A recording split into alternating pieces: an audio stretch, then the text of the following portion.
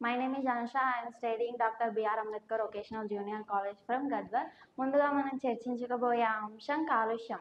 కాలుష్యం అంటే ఏంటి? కాలుష్యం అనేది మానవ కార్యకలాపాల వల్ల గాలి, నీరు, నేల మరియు హానికరమైన పదార్థాలు వాతావరణంలోకి చేరడం మరియు శక్తులు చేరడం. సహజ వ్యవస్థకి ఇది అంతరాయం కలిగిస్తుంది. జీవులకు మరియు వాతావరణంలో మార్పులు మరియు ఆరోగ్యానికి తీవ్రమైన ప్రభావాలను చూపుతుంది. కాలుష్యంలో అనేక రకాలు ఉంటాయి. నేల, గాలి, వాయు, శబ్ద, రేడియేషన్ మరియు ఉష్ణ వంటి మొదలైన కాలుష్యాలు ఉంటాయి. ఇందులో ముందుగా చెప్పుకోబోయేది వాయు కాలుష్యం.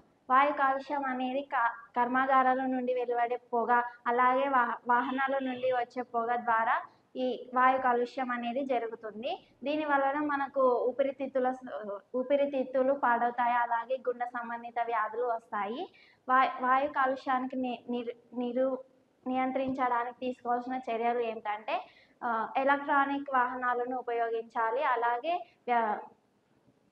ప్లాస్టిక్ వ్యర్థాలను కాల్చకుండా మనం జాగ్రత్త తీసుకోవాలి. నెక్స్ట్ నీటి కాలుష్యం. నీటి కాలుష్యం అనేది మానవ కార్యకలాపాల ఫలితంగా వాతావరణంలోని గాలి, నీరు మరియు నదులు, సరస్సులు, సముద్రాలు, అలాగే భూగర్భ జలాల వంటి నీటి వనరులు కలుషితం కావడాన్ని నీటి కాలుష్యం అంటారు. ఇది వాతావరణంలోకి కలుషితమైన వ్యర్థాలు చేరడం వలన ఇది జరుగుతుంది. దీని వలన మానవులకు ఆరోగ్య సమస్యలు వస్తాయి.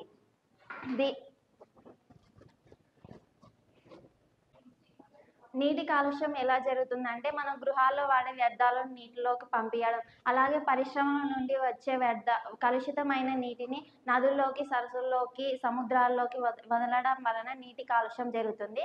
అలాగే ప్రమాదాలు చిందించే చమురు. సముద్రాల్లో విదేశీయుల నుండి వచ్చే చమురు ప్రమాదం వలన ఇది జరుగుతుంది.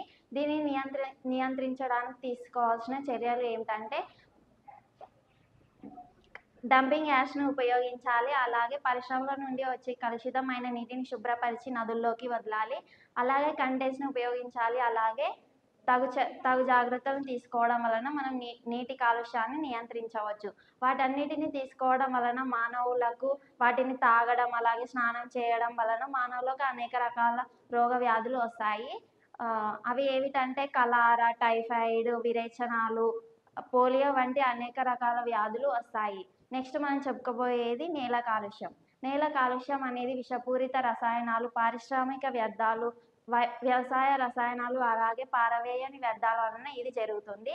ఇది సహజ వ్యవస్థకు అంతరాయం కలిగిస్తుంది, ఎందుకంటే ఇది ఆరోగ్యానికి హానికరం కలిగిస్తుంది. నేల కాలుష్యం కాకుండా మనం నేల కాలుష్యం వల్ల తీసుకోవాల్సిన జాగ్రత్తలు ఏమిటంటే సేంద్రియ ఎరువులను ఉపయోగించి రసాయన ఎరువులను అరికట్టడానికి మనం ప్రయత్నించాలి. అలాగే పరిశ్రమల నుండి వచ్చిన వ్యర్థాలను పరిశుభ్రం చేసి బయటకు వదలాలి. దీని వలన కలిగే ప్రభావం ఏమిటంటే నేల యొక్క సారం తగ్గిపోతుంది. దీని వలన వ్యవసాయ ఉత్పత్తి తగ్గిపోతుంది. ఈ కాలుష్యం వలన ఆరోగ్యానికి హానికరం, ఎందుకంటే ఇది క్యాన్సర్ వంటి అనేక రకాల వ్యాధులను కలుగజేస్తుంది. వీటన్నిటికి మనం తీసుకోవాల్సిన పరిష్కారాలు చూసుకున్నట్టయితే కాలుష్యం పట్ల ప్రజలకు అవగాహన కలిగించాలి, అలాగే కాలుష్య కారకాలను నియంత్రించడానికి కఠినమైన చట్టాలను అమలు చేయాలి, అలాగే సహజ వనరులకు కాపాడుకోవాలి. సౌరశక్తి వంటి పునరుత్పాదక వనరులను ఉపయోగించాలి, అలాగే మనం మొక్కలను నాటాలి, అడవుల నరకడాన్ని నిర్మూలించాలి. మనం అలాగే వీటికి ఒక కొటేషన్: కాలుష్యాన్ని నిర్మూలించాలి లేదా అది మనల్ని నిర్మూలిస్తుంది. కాబట్టి మనమందరం కలిసి చిన్న చిన్న మార్పులతో ప్రస్తుత సమాజానికి, భవిష్యత్తు తరానికి ఆరోగ్యకరమైన పర్యావరణాన్ని మనం అందించాలి. ఒక కొటేషన్: మన బాధ్యత.